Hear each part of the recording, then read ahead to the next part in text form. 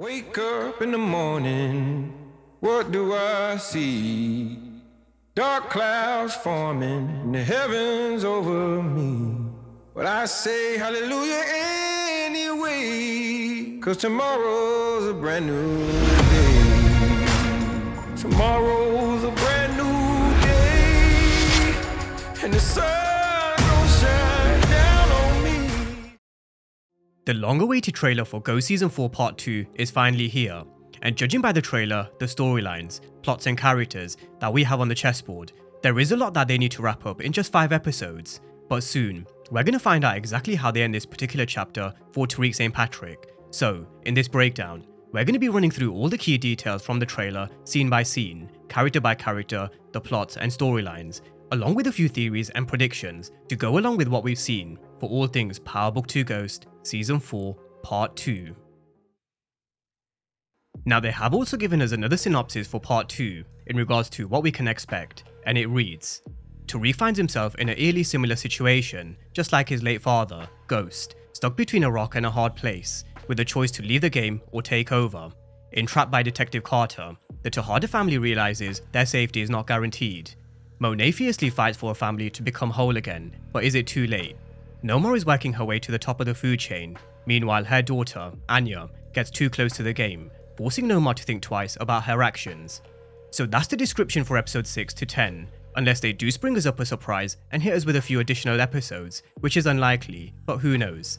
Now in regards to the description, I will be referring back to it throughout this video, so without further ado, we've got Tariq St. Patrick with his back against the wall, being held at gunpoint by Detective Carter along with Monet and Diana. This also actually ties in nicely with one of my recent breakdowns, where I broke down the threats that Tariq needs to be very wary of in Part 2, with Detective Carter being one of them. Carter's going to be a real menace in Part 2, he means business, and we also heard what he said towards the end of Part 1, where he made a deal with Monet and Drew, as well as warning them civilians are not to be harmed. So, I do wonder whether he's actually uncovered the body of Salim, which brings him here holding the Tejadas and Tariq at gunpoint. He warned them that they could spill as much blood as they want, as long as it's not civilian blood. So, if he does uncover Salim's death, there's going to be some big trouble, because Carter's going to have them all on strings, including Tariq, and that's not what Tariq needs at this moment in time, especially when he's got issues with Kane and Noma, who we are going to come to in just a moment. But, in regards to Detective Carter, him and his task force are going to be on the hunt. We've also got them raiding the Tejada house with Detective Nico Calder holding Monet at gunpoint, and I wouldn't be surprised if this is the moment where they arrest Drew. Carter meant what he said in 405, and if the Tejadas don't play by his rules, they will feel his wrath, either in the form of death or jail.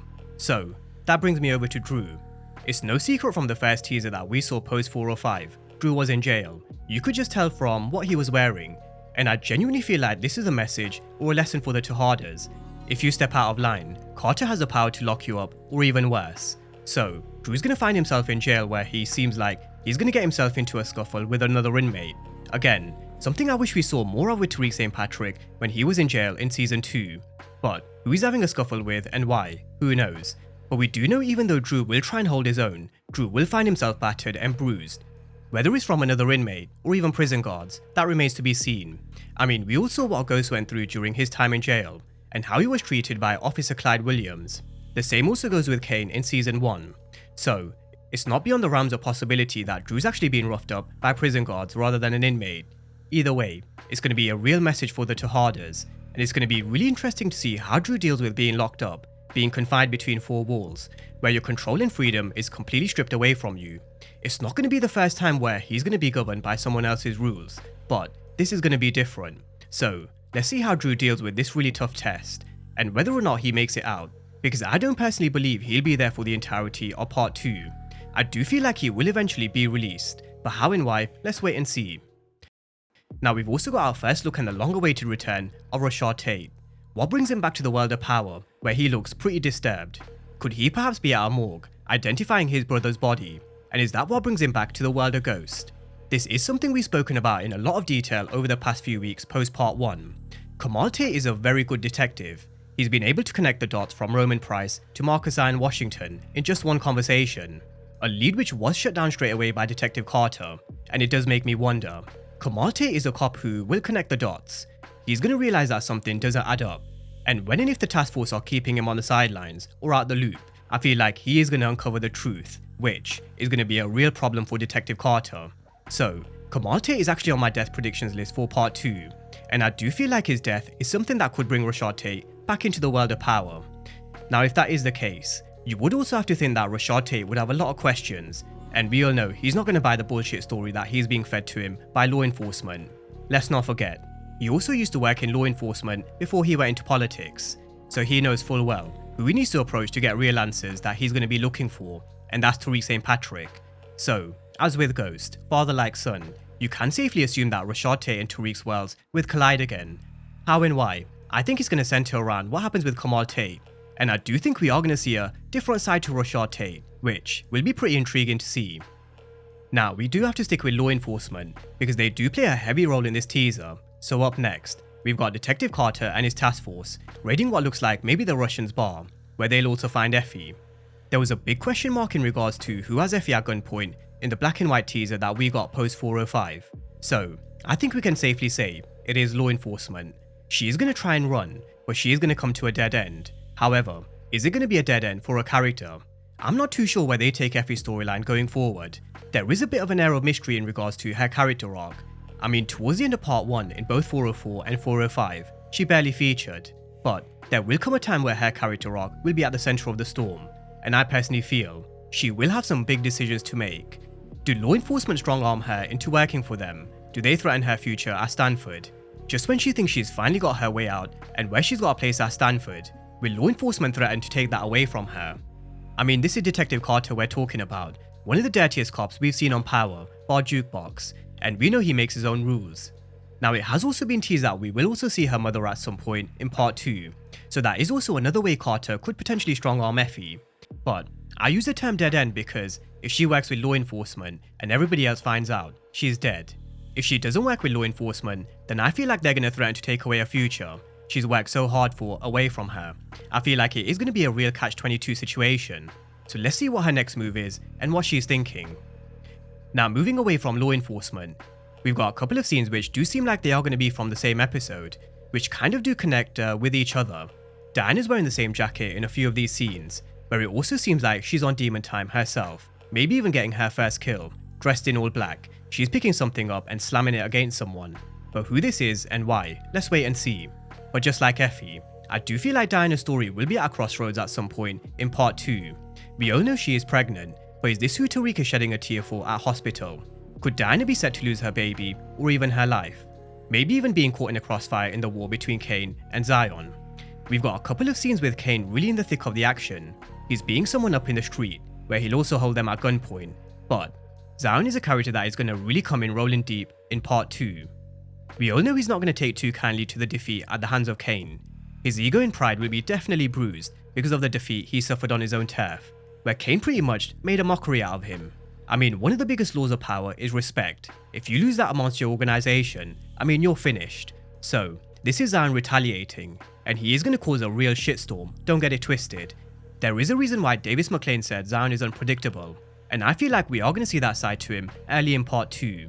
Now, whether he catches Diana in a crossfire, that's just a small little theory which I broke down last week in one of my breakdowns, which is actually further fueled by what we see in this teaser and sequence of events. But let's wait and see if that does turn out to be the case, because if it does, both Kane and Tariq will want Zion's blood, which brings me over to the next scene. We've got Zion choking out Tariq, and it is clearly Zion, based on the rings and the beard we saw from the previous teaser. But I am expecting Tariq to somehow get the upper hand, and I wouldn't even be surprised if Kane and Tariq are working together.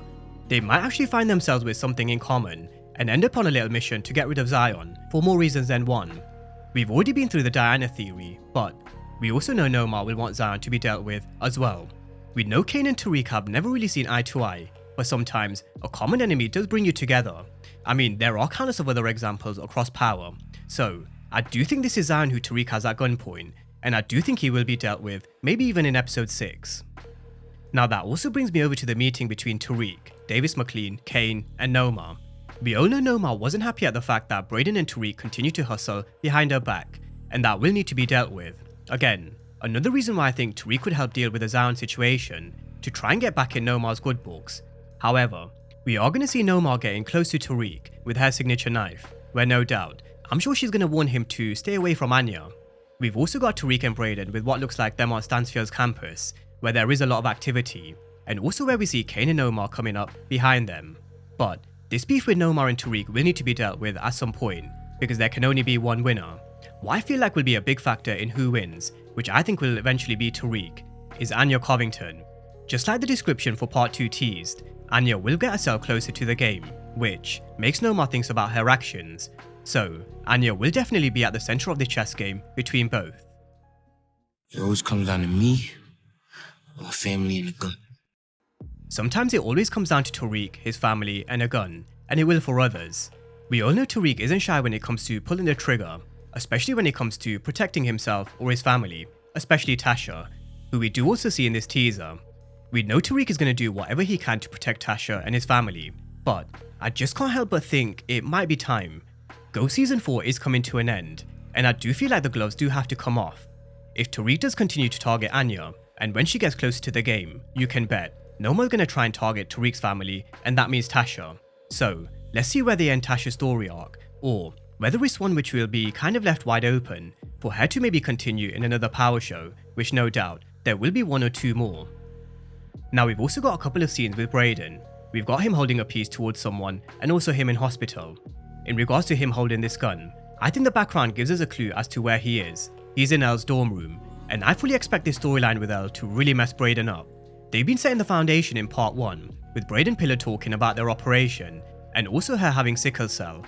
So, I wouldn't be surprised if she's maybe talked to someone who she shouldn't have, and that's the reason why we see Braden here with a gun. Now the next question is, does he pull the trigger? I'm not too sure.